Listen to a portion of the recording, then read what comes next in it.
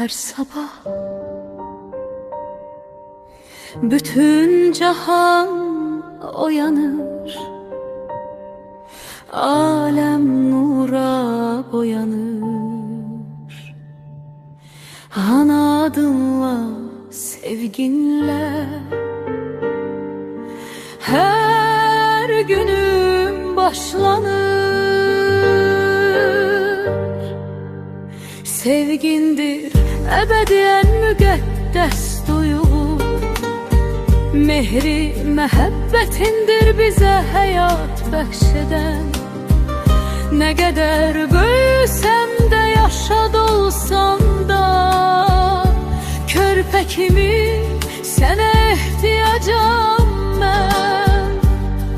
Yuxusuz gecələrini qaran gözlərin bugündən sabaha yol çəkdi bizə. Qaçıb dərdi sər əlindən könlümü aram etməyə.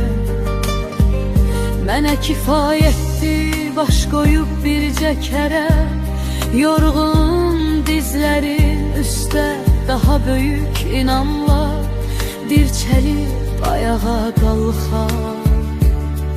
Bilim varlığındır daim mənə güc verən, ana kəlməsidir dilimdən düşməyən. Məlhəmdir yarama, nəfəsin, səsin duandır hər şərdən, bəladan məni qoruyan. Laylan cəngi oldu, duhay salar dörd bir yana, hər çağırışımla nə savaşlar qazandım.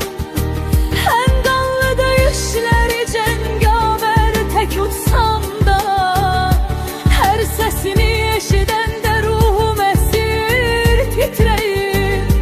Nəfəsinin odundan qış bahara çevrilir, ocaq özü köz alır, ana adı gələndə mələklər aciz qalır.